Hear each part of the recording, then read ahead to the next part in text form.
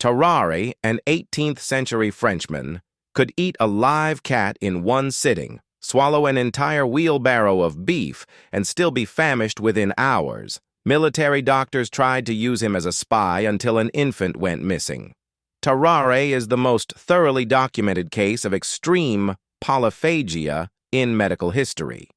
He was examined by military physicians, subjected to controlled experiments used in an intelligence operation, and autopsied after his death. The cause of his condition was never identified.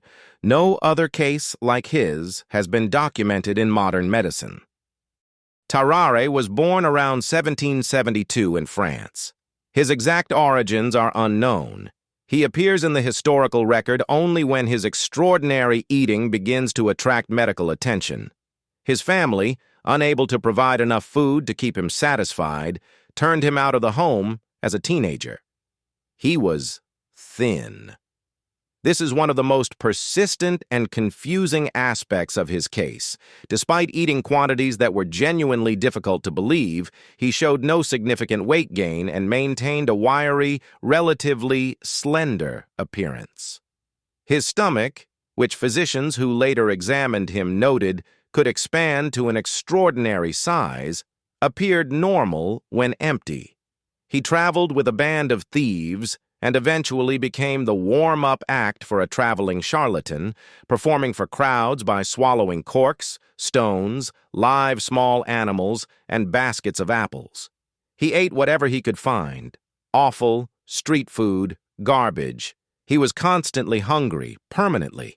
There was never a moment when he was not looking for something to eat. At the outbreak of the French Revolutionary Wars, he joined the French army. In the army, Tarrare's ration was quadrupled. It was not enough. He ate from garbage, from other soldiers' plates, from whatever he could find near the camp. He was taken to a military hospital in Paris, where army physicians, curious about what they were seeing, began to study him systematically. They watched him eat. They documented what he consumed. He ate a meal prepared for 15 soldiers in a single sitting. He ate live cats, fur, bones, and all. He ate live snakes and eels.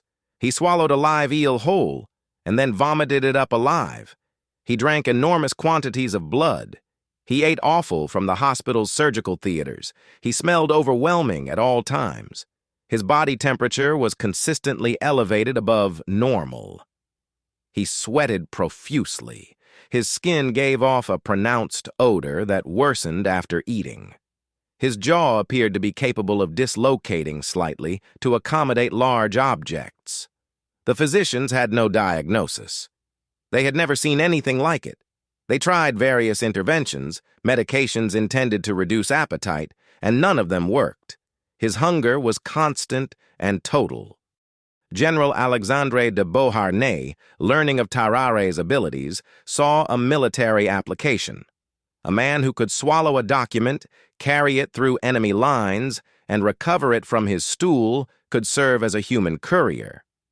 In 1793, Tarrare was given a trial mission: swallow a coded letter in a small wooden box and carry it to a French colonel being held as a prisoner in Prussia. He swallowed the box, was sent across Prussian lines under cover, and was immediately captured. The Prussians suspected he was a spy and subjected him to a beating and a mock execution to break his cover. When these failed to produce information, they gave him a massive meal and waited. The box was recovered. The Prussian officers opened the wooden box, found a letter in French code, and concluded he was a courier. He was released back across French lines, the mission a failure. He recovered at the military hospital. The physicians assigned to observe him noted that he was sneaking out of the hospital at night to search gutters and refuse heaps for food. He was found attempting to drink blood from surgical patients during bloodletting procedures. He was caught in the hospital morgue. The moment that ended Tarrare's hospital residency was the disappearance of a 14-month-old infant from the ward. The infant was never found. No direct evidence linked Tarrare to the disappearance. But physicians and hospital staff, aware of his behavior in the morgue and his history of consuming live animals of any size, drew the obvious conclusion. He was expelled from the hospital immediately. He disappears from the record for several years. He reappears in 1798 at a hospital in Versailles, dying of tuberculosis at approximately 26 years of age. The physicians there, aware of his case and its historical interest, attempted an autopsy. The chief surgeon called off the operation early. The smell was, he reported, intolerable. What the autopsy did reveal, Tarrare's stomach took up an unusually large portion of his abdominal cavity. His liver and gallbladder were both abnormally enlarged. The remaining organs they examined were in advanced stages of decay. A rate of decomposition that seemed faster than normal, even accounting for the time since death. The cause of his condition was not determined. It has never been determined. He ate live cats. He swallowed a live eel whole and regurgitated it alive. He was used as a spy and failed. He was expelled from a hospital for a disappearance they couldn't prove but couldn't not suspect. He died of tuberculosis at 26, in a hospital where the surgeon called off his autopsy because the smell was too bad. The man with an appetite. So uncontrollable. It terrified doctors. The most documented extreme eating case in medical history and still completely unexplained. No modern diagnostic framework accounts for what Tarrare was. Jan Bondison, a medical historian who has studied Tarrare extensively, speculates about damage to the amygdala, the brain region that, in animals, regulates appetite. It's a plausible theory. It's also unverifiable.